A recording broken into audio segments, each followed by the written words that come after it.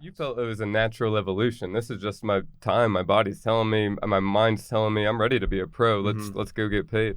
Right. Cool. Yeah, and fight careers don't last forever. Yeah. You gotta go after it and get it fast. Cool. So I know what I want to do. I know what level I need to get there. I felt that I was there for my first pro fight, and each day I'm getting better to get to my actual goal, which is to be a UFC champion. And I believe personally that guys in the UFC right now, I'll beat them. Top 10 guys, that gets more difficult, and then top 5, and then all the way to the championship. Whether I'm at that level yet, I don't quite, there's still some growth to go. Sure. But I got time to get there, and I'll get there soon.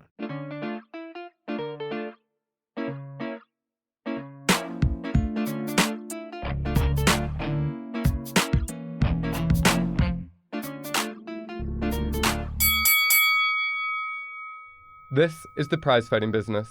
I'm your host, Muay Dan, and today my interview guest is professional mixed martial artist and prize fighter, Michael Stack. Michael is 3-0 as a pro, and is currently training out of Trials MMA in Fort Collins, Colorado. He's preparing for his next fight, which is on October 4th at LFA 78 in Broomfield, Colorado.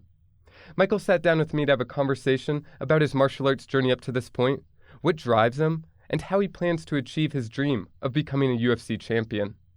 Now let's dive back into my conversation with mixed martial artist Michael Stack. All right, well, Michael, thank you very much for joining me. Yeah, thank you for having me, Daniel. Absolutely. So you have your next fight coming up at LFA 78 in Broomfield, Colorado on October 4th. How do you feel? I feel good. I'm excited about it. The next step, like we were just talking about, the next big step in my career, it's going to be televised, and so it's going to be fun. Yeah. Access TV, and you're 3-0 as a professional, so an awesome start to your career. And you are going to fight a guy that's 1-0. So what do you know about him? I've only looked at the few fights that he has on YouTube, he seems like a athletic guy. He's fast, and I know he's a wrestler. As far as the fight goes, I think he's dangerous, but I don't think he's the toughest fight that I've had. Yeah. So, who would you say is the toughest fight you've had so far, if you had to guess? Jean Date, probably. So your last far, fight? Yeah, the one before my last 2 fights fight. ago. I'm sorry. Okay. Yeah. So, I mean, I've been hit pretty hard before. Date hit me pretty good. Yeah. It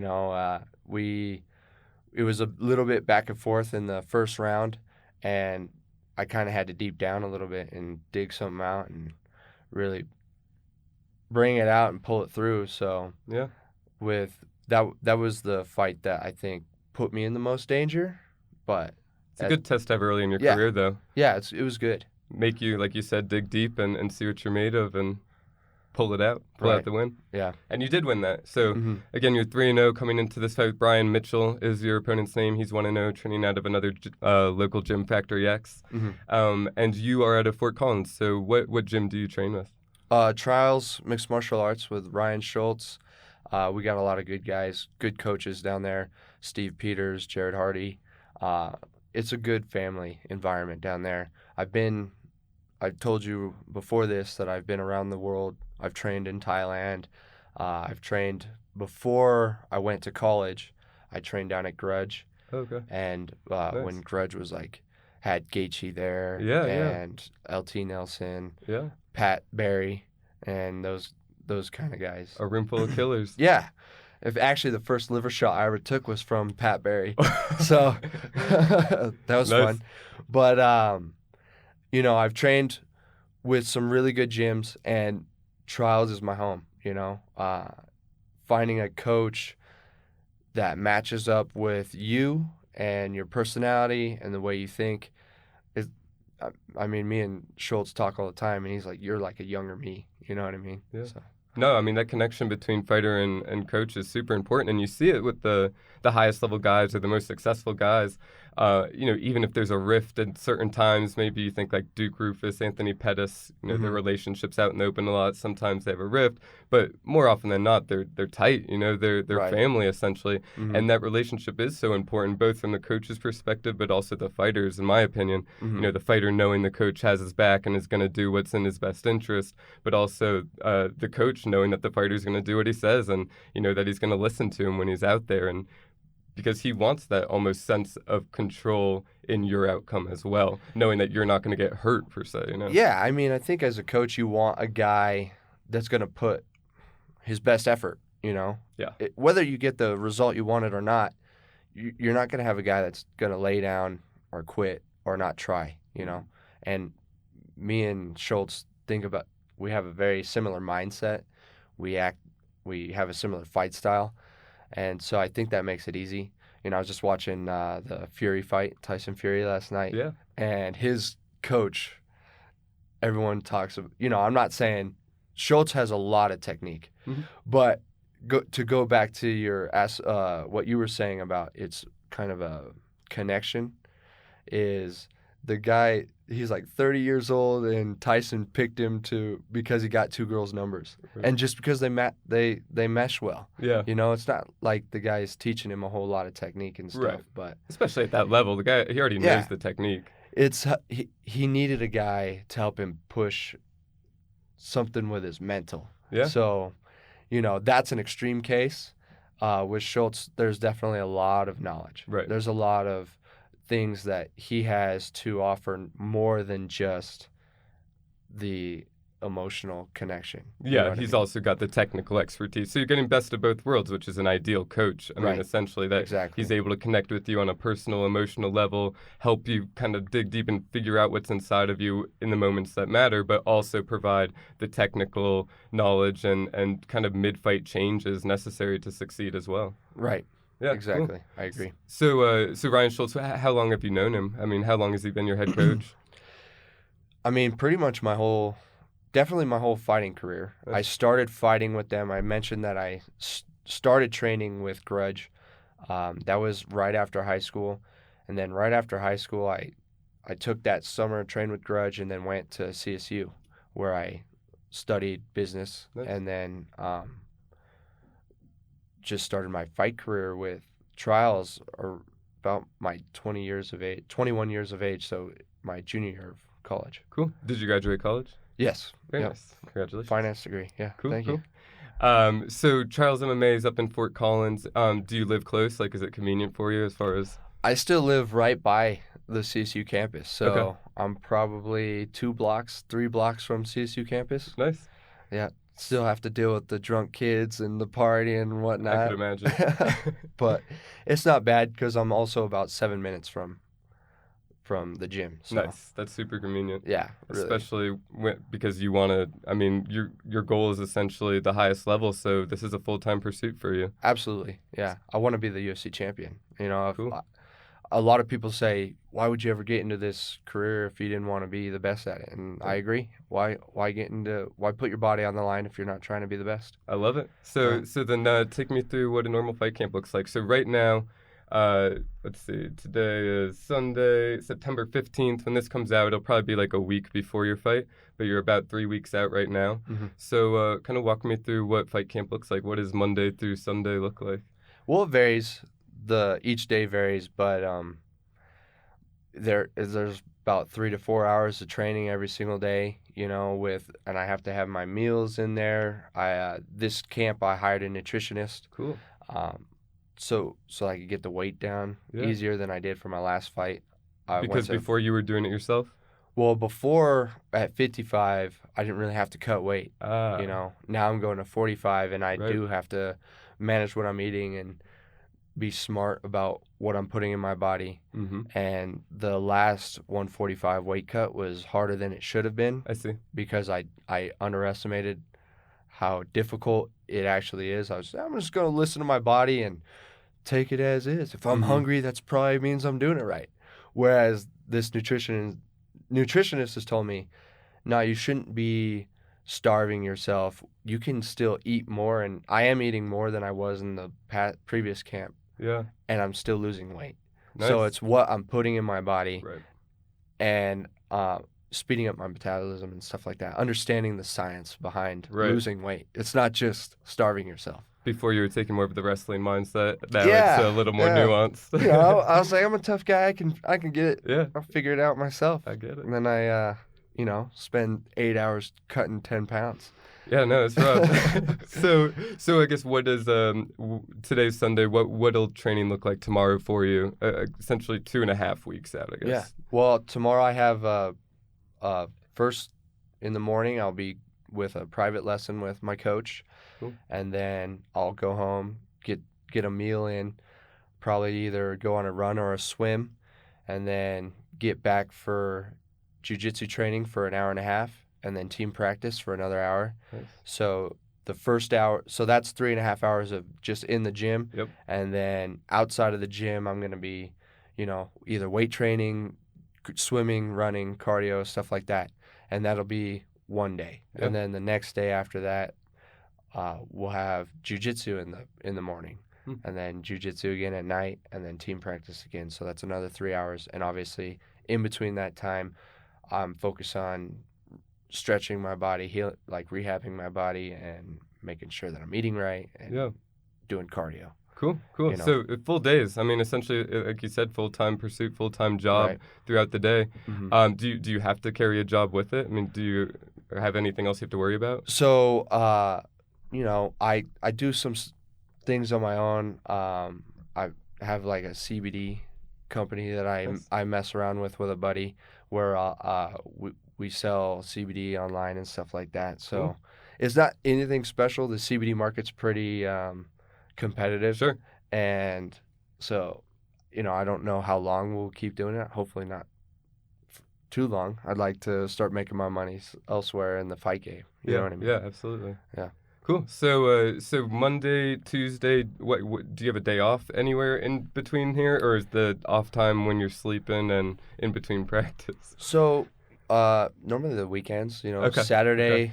Yesterday I actually went to the park and just did a body workout. Okay. So like active recovery. Yeah, active recovery. Today I don't know if I'll be doing a whole lot. I'm gonna go visit my family after this interview, go shopping a little bit.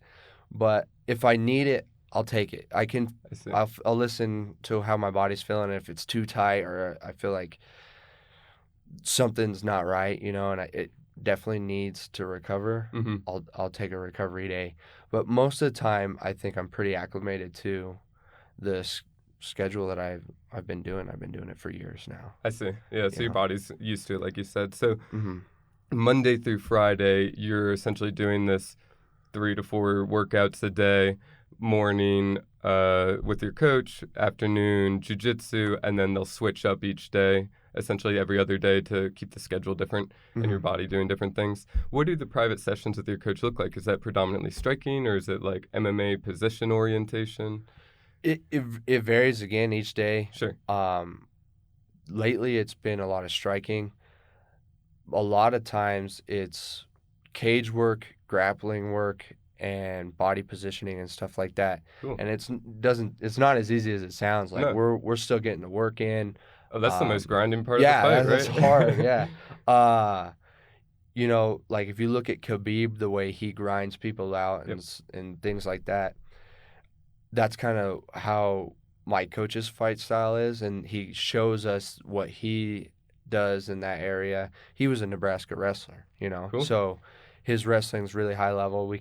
You can feel he wrestled with Randy Couture, at Team Quest when they were at Team Quest. So, and those guys have really good cage pressure, and you can feel what he does. And there's a lot of efficient movement that you can learn, and it takes time to learn. So it's just repetition. Cool, cool. So just MMA awareness, kind of MMA fight IQ. Mm-hmm. Which we're seeing making the difference in a lot of these fights in the UFC right now. Absolutely. I mean, MMA, you got to have it all. Yeah. The champions, for the most part, have it all. Absolutely. You look at Khabib, and you can kind of say that he's kind of one-dimensional, a specialist. But for the most part, if you're looking at the rest of the division or the rest of the weights, the guys at the top, they have everything. Yeah. You know, Yeah. they have the striking, they have the jiu-jitsu, and they have the wrestling. Yeah. John Jones, perfect example. Yeah, I'd agree with that. So. Yeah. So Monday through Friday, you've got this full-time approach. The weekends are kind of your recovery, or at least active recovery days, where you're not maybe putting the damage or the wear and tear on the body quite as much. And then you mentioned you do recovery kind of in the middle of the days with stretching and stuff. What does stretching look like for you? I mean, are you doing yoga, or are you just generally stretching after you work out?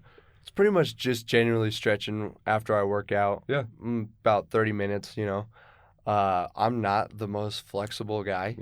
I wish I was. So I work on it. You know what I mean? I work on the areas that are weak for me and the areas that I know are tight for me. Right. You know, you probably are more flexible in places than I am, and everyone's varies as an individual. So I just kind of work on the areas that I know are weak, Nice. you know. So you're doing that at least once a day, generally? Yeah. Cool. Yeah. And then you mentioned you are now working with a nutritionist. Who's that? It's actually my best friend. Cool. He's a bodybuilder. He's competed at like high-level national stages. Nice. He just recently competed at USA's in Las Vegas. Cool. So, and then the year before he also did. He hasn't got his pro card yet, but Okay. I think he's on his way. He's big. He's about my height and 260 pounds. So That's big. That's built. Yeah, he's real big. But you know, bodybuilders have to really watch their diet, and they're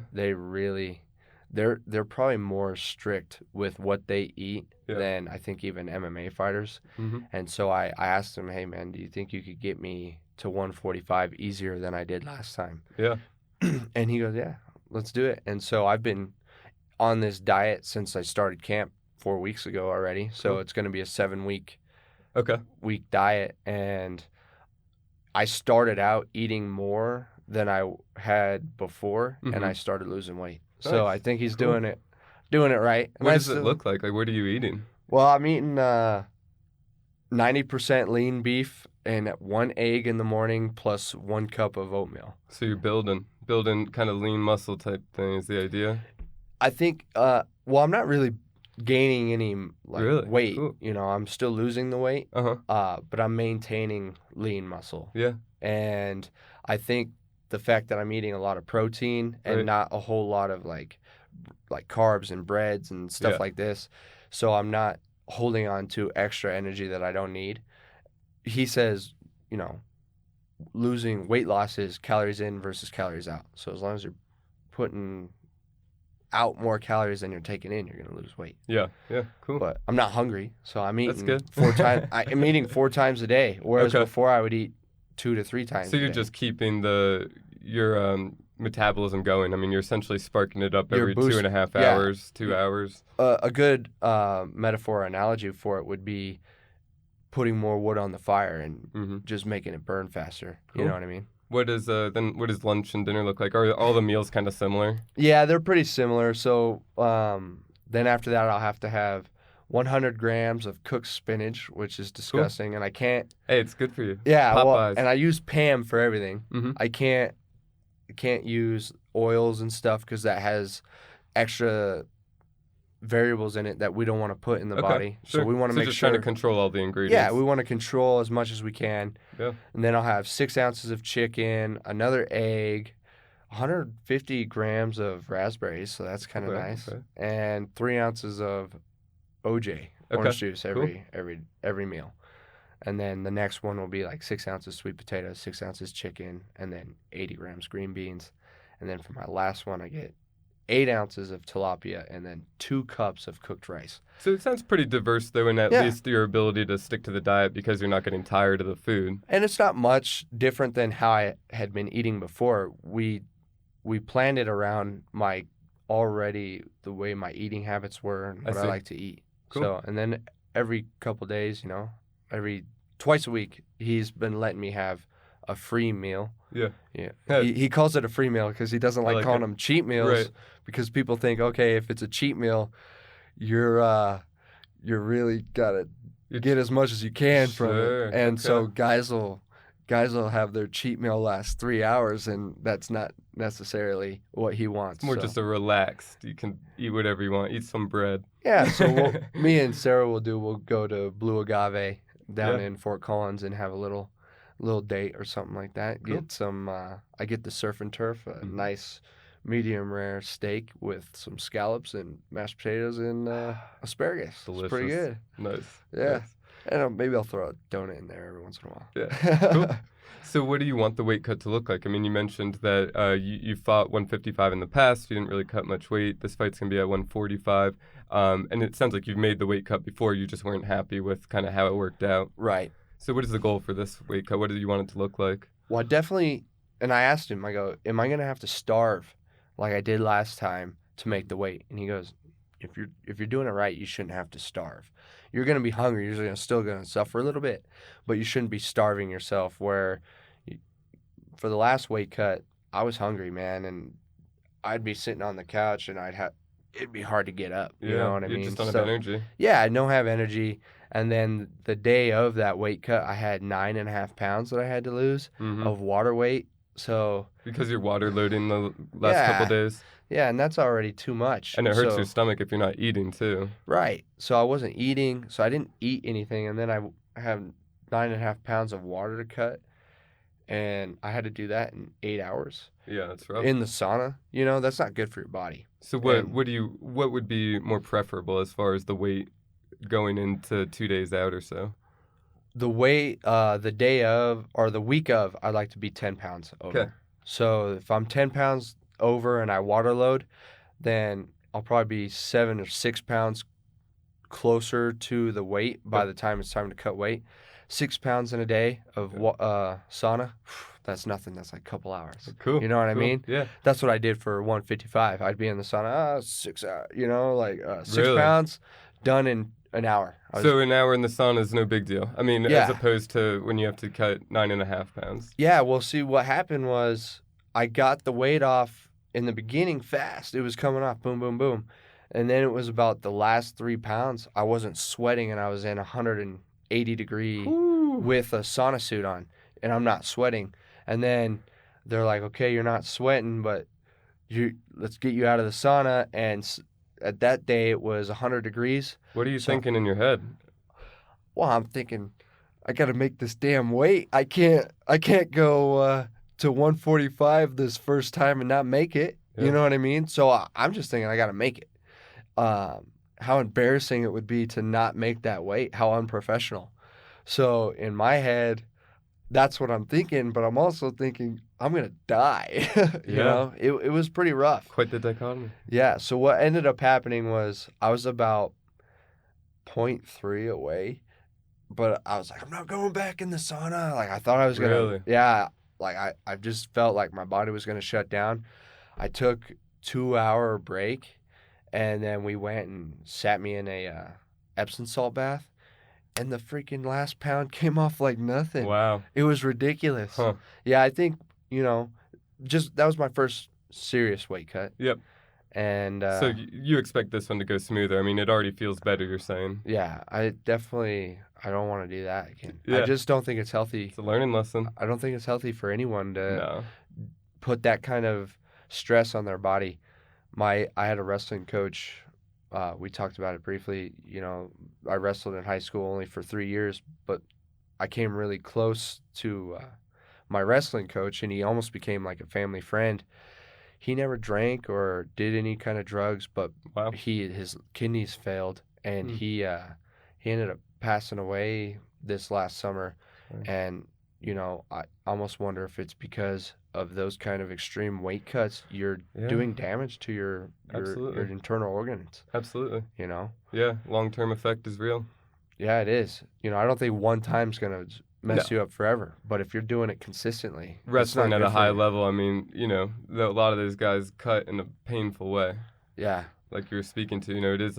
I mean, I think it sounds just a lot more pleasant working with a nutritionist. There might be a little bit of added extra cost, but for your health, it's and mental state alone, it's worth it. Yeah, and this guy, he's my best friend, but he's good at what he does, and he's very dedicated in his own sport, and he's got a lot of clients, and you can see they go from kind of being a little heavy, Yep. maybe a little fat body, and then they lean down in like 6 weeks, and you're like, how the heck did he do that? And it's just dedication, it's commitment. Right. Yeah. Commitment to your passion, Yeah. and pursuing it. Exactly. Cool. I like it. Yeah. So you've got this fight coming up about 3 weeks.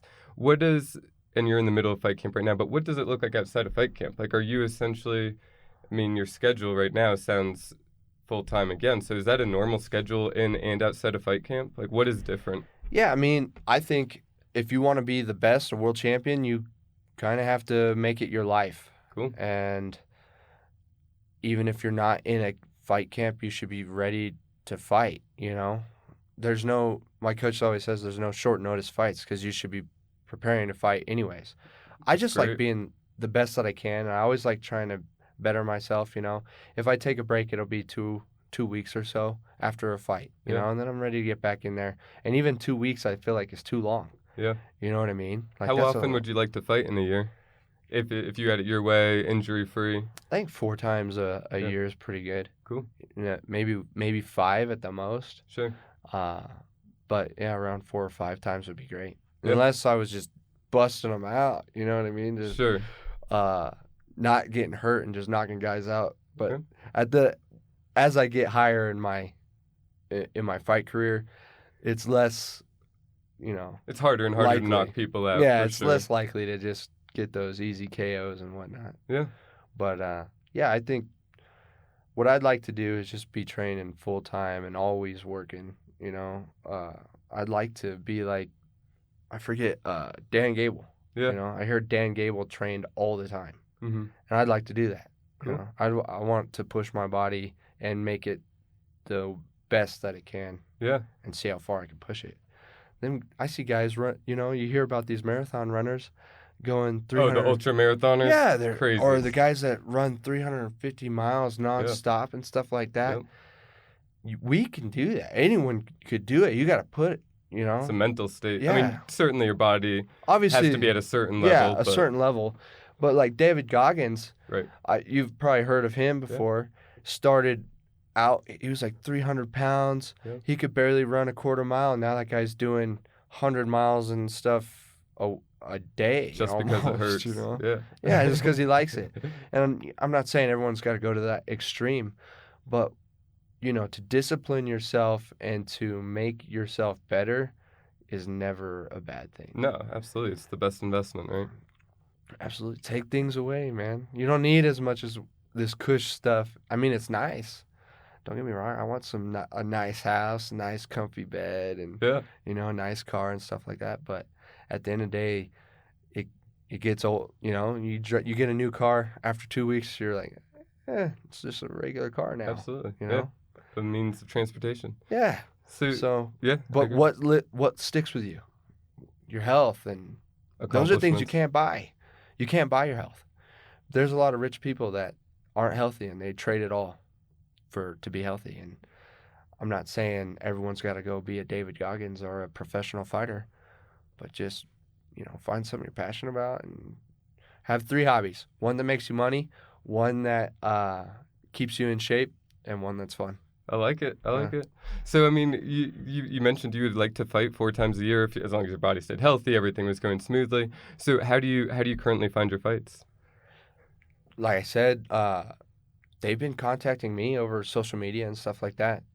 They as in promoters of these different promotions. And that's pretty neat because you're 3-0, so this is your 4th fight, and you're going to fight for LFA, which is a regional promotion. Essentially, they're a feeder organization for the UFC. They send their champs to the UFC all the time. They send fighters that aren't even champs to the UFC. So it's a big opportunity for you. In just your 4th fight, that's awesome. Right. I 100% agree. Yeah. So how did that happen? They reached out to you and said, hey, are you available for this fight? And you jumped on it?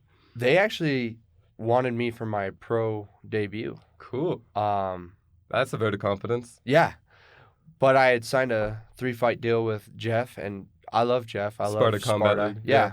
They're great. They're good people. As far as where I think my career is going to go and the path that I want to take and the quickest way to get there, Jeff, honestly, he pays a bit more than LFA. Oh, interesting. But the path that I want to go, I think LFA will get me there quicker. And that's Right. not a knock on Jeff No. because Jeff's organization's great. I think what SCL's you great. just pointed out there is a beautiful business practice too. He's saying, "Hey, I recognize perhaps I'm not quite the feed organization LFA is, but I'll compensate you better if you come fight for me." I think that's a fair trade-off. That's cool. No, and they treat their guys good. Yeah. We talked about Sean Date and mine fight earlier, and they promote the guys. They they're hyped it good up. fighters. They do a lot of good stuff. Their crew is pretty well organized, and they know what they're doing. They've been in the game a long time too, so I think they do a lot for the fight community. You just felt that LFA, like you said, is the more direct path currently, right? Right. LFA is the next I step, agree. and then LFA, UFC, and that's your goal. I mean, there's no doubt about where you want to be. Mm-hmm. So you signed a one-fight deal with LFA then? So this first fight is signed. Cool. What we're talking about now is a multi-fight deal, and this fight might be included in it, but we're looking at 4 fights a year. Neat. Haven't got the contract yet, but the way we're talking, it looks like it's on its way. Cool. Probably maybe tomorrow, hopefully. That'd be neat. So, yeah, that seems about the path that I'm taking, and I'd like to get their belt, their championship belt, Cool. whether that be at 145 or 155. I just want their belt and maybe defend it once and hopefully get the call up. How do you feel about the different weight classes? I mean, what is your goal? Do you want to fight 45? Do you want to fight 55? Or is it just take fights as you're healthy where you can? I think the more opportunity that I have to fight high-level guys, I'd like to be a 145 champ and a 155 champ. If I can do that, that'd be awesome. You know what I mean? Why not get the most out of this sport you can and try to accomplish the most that you can? Everyone wants to be the greatest of all time, the GOAT. Yeah. How do you get there? You got to take the hard fights, right? Yeah. I mean, you got to do the hard stuff, the day in, the day out. You got to have the dedication and the focus. That's the way to do it. And you feel you have that? Yeah. I know I got it. Cool. I love it. I love the perspective. I mean, I love your mental mindset with it. So, take me back. I mean, how did this all get started? When was the first, when did you first step into a martial arts gym, whether it was wrestling or whatever? When did this first spark? Yeah, well, it probably started when I was a kid, getting in fights and stuff like that on the schoolyard and whatnot.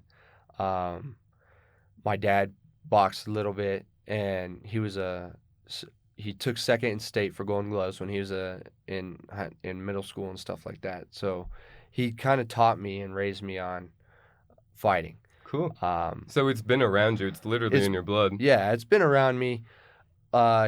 He grew up in a kind of a hard environment, and he raised me in the best way that he knew to handle a hard life. You know what I mean? The way that he grew up, he expected me to have to deal with those kind of same things. But I didn't really have to deal with that kind of stuff. I got in a lot of fights when I was a kid. A lot of people, they'd have a problem with me, and they wouldn't even know me. It was just, I tell this all the time. Everyone laughs at me, but I've been told multiple times I got a punchable face, right? All right. Yeah, and it's like, I must just give off some type of aura. Sure. That some people don't like, and maybe it's the self-confidence that I have in myself or something like that, but whatever it is, people don't like it. Sure. And they want to test it. And so I had to learn to fight as a young kid, and I continued doing that all the way through high school, all the way up until, I decided, it's not good to be getting in street fights if I want this career path, So I got good at it. I started making moves. I watched the UFC. Man, the first time I watched the UFC, I was like, this is crazy. These guys they have some cojones, you know what I mean? Yeah. They're courageous. I'd even get not goosebumps. I'd get nervous watching the MMA fights at Buffalo Wild Wings. I'd feel like I was going to go fight, watching them, thinking, can I do this? I try to put myself in their shoes, and one day I almost had a vision while I was awake, you know what I mean? That I felt myself in the UFC cage with the UFC lights and standing in there. I felt it like it was real. And I never felt anything like that in previous, so I didn't have anything to compare it to, but I could feel that, and that's how it feels when I go into the cage now. So I knew right then, okay, I'm gonna start making the moves towards this career. And Cool. How old were you at that time, you think? I was probably 17 or 18. And you're 25 now? Yeah. Okay. So Just turned 25, yeah. Cool. Happy birthday. Thank you. So 7 years ago, essentially, you had this almost moment of enlightenment in your life, and you said, this is for me. This is what I want to do. Yeah. So were you doing anything at that time other than watching? Like, obviously you had some boxing experience as far as your dad training you and stuff, which is, invaluable, to be honest, Right. at a young age. But, like, had you done anything formal at that point as far as step into a gym? Mixed martial arts, no. Yeah. I was always doing sports. I was doing football. Okay. I wrestled in high school, So you're and an I athlete. swam. I Yeah. include wrestling into that, though. It's certainly not quite the martial arts, idea of a journey where it's this ebb and flow. But, wrestling teaches you the grind, and it's certainly a huge base in your mixed martial arts Oh, career. absolutely. You look at some of the best fighters in the world. They're great wrestlers. We Right. just talked about Khabib. He's almost, I can almost call him one-dimensional in the sense that he's just a wrestler, you know what I mean, with some really good ground and pound, Yeah. and that guy dominates. Oh, yeah. And it's because of his wrestling. So 17, you had started wrestling already. So it might have been earlier when I had that kind of thought Moment, come through. I definitely knew I got into wrestling to be a fighter. Okay, cool. Right? So I was a sophomore when I started wrestling, so I was probably about 16 then. Yeah. Probably about 16 years old. Before that, I thought I wanted to be a Navy SEAL. Mhm. I was always very active, always. So always trying to push physical limits, too, or at least yes. find your physical potential. I would train for school runs. Cool. Yeah. You know what I mean? Yeah, I'd yeah. run around the block and train for school runs to win. I trained for football. Before I started football, I was running on the treadmill and doing, you know what I mean? Just doing stuff like that. I read that Lone Survivor book. Cool. About those Navy SEALs, Right. and I was like, I want to be a Navy SEAL. So I decided I need to learn how to swim, and I joined the swim team. That's I learned great. how to swim on the So you're a high doer. school You swim just team. decide, hey, it's the path I'm going to take. I'm going to dive all in. Metaphorically and literally. Yeah, yeah. For the first 2 weeks, I felt I was drowning every single day, Yeah. and there was a lot of times I was like, I need to quit this sport. Swimming doesn't seem as hard as it. It's pretty hard. It's pretty hard. I went to Yeah. school at the beach. Did you? You have to swim. It's difficult. Yeah, it's hard. Yeah, Especially learning. But I thought I wanted that path, but I fell in love with fighting, and I think it's always been a part of who I am. When I was in school, I was the kid that was trying to be the class clown. Sure. Not necessarily the class clown. I was trying to make jokes all the time, trying to make people like me Mm-hmm. that way. Maybe I talked too much, or maybe people was like, you got ADHD or something like that. Sure. You know what I mean? I just was always moving, I just wanted people to like me. And I think, that pushes people away from you. But one thing that everyone liked about me, I was always down to scrap. Yeah. If someone was... People love fighting. It's primal. It's something deep inside of us. Yeah, it's weird. But every time, someone maybe didn't like me because, like I said, I gave that aura off, or maybe much I was energy, whatever. too much energy. I had to stand up for myself. I either had to fight or run, Yeah. and I think fighting's easier than running. So I Cool. started fighting, and it hurts more to like cower out of something. Yeah, Anyways, it does. I wouldn't be able to live. Hurts the soul. It hurts the soul. I'd rather get my butt kicked. Yeah, I agree. You know what I mean? So you have this enlightenment moment, you kind of find this at least purpose and path right now. You start wrestling. You wrestle through high school. What happens when you graduate high school? When do you start pursuing mixed martial arts as opposed to just wrestling? Well, after high school, I almost didn't go to CSU. I almost was like, I don't want to. I want to just focus full time on training. I'm glad I went to CSU. It was a great experience. In fact, if I hadn't, I wouldn't have ever met my coach now. I That's would have true. not Yeah. ever gone up to Trials Mixed Martial Arts and trained. Oh, because you started at Grudge. Started at Grudge. So you in graduated Arvada. high school. So you wrestled in high school, you graduate, and you start at Grudge, but college is on the horizon. College is on its way, and I had to move up from Denver, Arvada, and go up to Fort Collins. Had you taken any fights at this point, like amateur No. fights? In fact, I told myself I wasn't going to fight until after I graduated. All right. Which is ridiculous. After you graduate college? Yeah. Okay, so you're training at Grudge, but it's more just to get this foundation. Yeah. I'm still sparring hard with the pros and everything and stuff like that. And, they're kicking the hell out of me, but of course. I didn't know it. I think I was a little ignorant, Everybody to that is. kind of stuff. Yeah. I thought I won, but I just sat there getting my ass kicked. Yeah.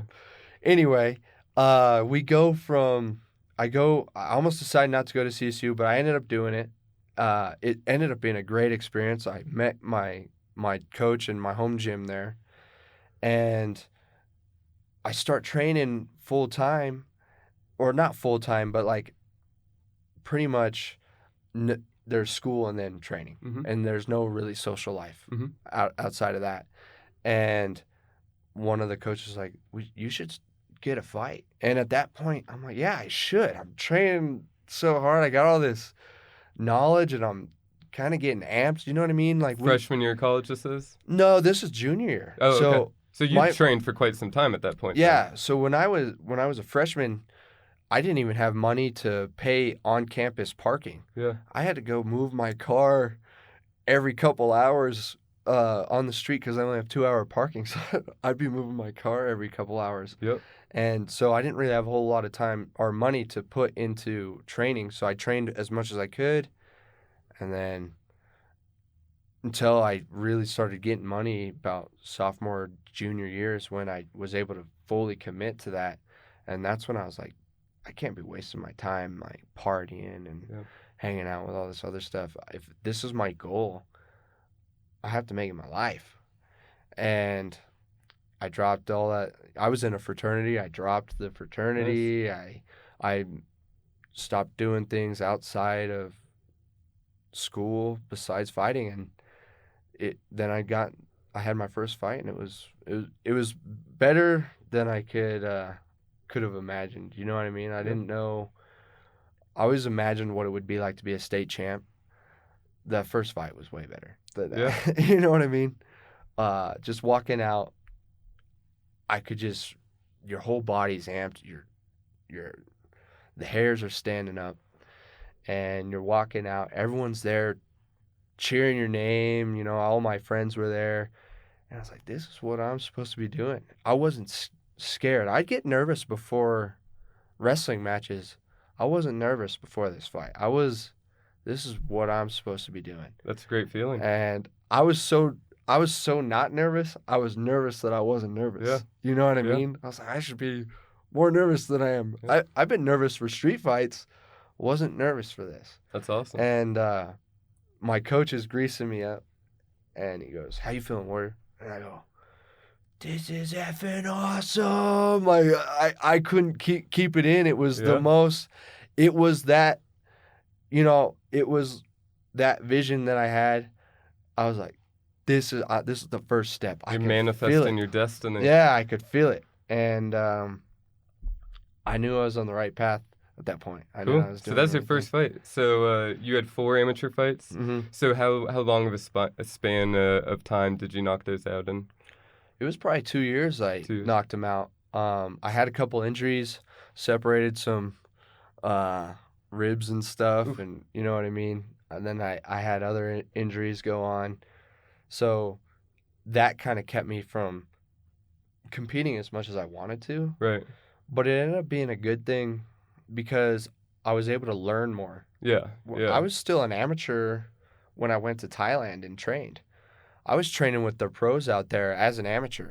I hadn't had I came back and had my first pro fight. Okay. But last year, when I went last summer, I had just finished my last AMI fight that I would ever fight. And I had no pro fights, and I was training with those guys out there. Cool. So you had your 4 amateur fights about over 2 years, and then what makes you decide that going to Thailand's a good? I mean, I think it is a good idea, but what made you decide that going to Thailand's a good idea for your career? Yeah, it was weird. I was pretty stressed out with what was going on at home. I felt like I needed to get out and see what other high level guys are doing, experience that kind of stuff. And I would have never wanted to go to Thailand had I not gone to CSU. Another reason why going to school was so good. Yeah. And I'm a Christian. I believe that the Lord is guiding every step. It says in the Word that He guides the steps of a righteous man. I believe I'm righteous through Christ. And so I think He's guiding every single step. When I went to CSU, one of the first guys I met was a MMA fighter. He was an amateur MMA fighter, and he fought one of my teammates at Grudge. Wow. At the time had been going to Grudge, and he hyped up Thailand so much. So ever since I was a freshman in college, I wanted to go to Thailand. And when I finally graduated, I was like, I'm stressed. I need to see the world. I've never traveled. Let's go to Thailand, and I'll train there while I'm there. I'll keep chasing my dream, And wow, it turned out to be a really good experience. I met some really cool people out there. One of my best friends, I'd only known him for 2.5 months, but I consider him a really close friend. He also is a believer in Christ, and that's kind of how we bonded. And I still keep in touch with him, and I haven't seen him in like a year, Yeah. So how long did you spend in Thailand? 2 months. And you were at Tiger Muay Thai? Yes. Cool. So what does a normal day at Tiger look like? How different is it from at home? It wasn't much different, except the fact that it's hot as hell. It was so hot out there, man, and the humidity too. Yeah. So you're training and you're, having a sparring match, you're wrestling and punching each other, and it's almost 100 degrees, and you're training in that, and the humidity and everything. People, the amount of water that you have to be constantly drinking, and they don't have tap water out there, so you have to go to the grocery store and 7-Eleven. buy gallons of water and stuff, and make sure you're putting your electrolytes in there. Yeah. It's just it's hard. I acclimated to it pretty quickly. Yeah. Especially coming from the altitude, that helped big time. The altitude, going to that, and I don't mind the heat so much. I kind of like it. Yeah. But it was still pretty like, whoa, you gotta acclimate to this. It's something different. And then you're doing 3 hours there each day, plus the outside stuff, and it's new, so you don't know what's going on. You're driving on the wrong side of the road, and they don't drive good out there. They're all driving crazy. You know what I mean? It's an experience for sure. But the people that you meet out there, if you're going for what you and I would go there for the fighting, they're all like-minded. The street that I lived on was called Fight Street. Yeah. There's a bunch of fighters.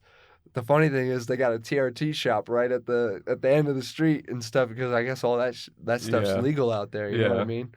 But it's a different experience. It's wild. How do you feel like it affected your game? I learned a lot as far as some techniques going, things like that. It really helped. It helped big time. Big time. What about like the striking? Did you feel like it was different than back home, or is it pretty similar as far as the style that you employed? Yeah, it was different. It was definitely different. I don't know how to explain it. It was just a different style, a different way of thinking and controlling your body.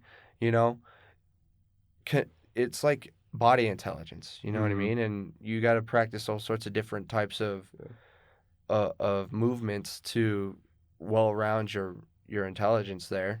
And it was different than what I had been used to. And not only that, I got to experience what some of these I was fighting with guys in the UFC and stuff like that. And I had beforehand too with Justin Gaethje and stuff like that. But I wanted to know that I could hang with other guys and see where I was, and I knew. Cool. After that experience, I was like, Another road confidence in your career. That's great. That's great. So you come back from Thailand and you take your first pro fight, and that's for Sparta Combat League?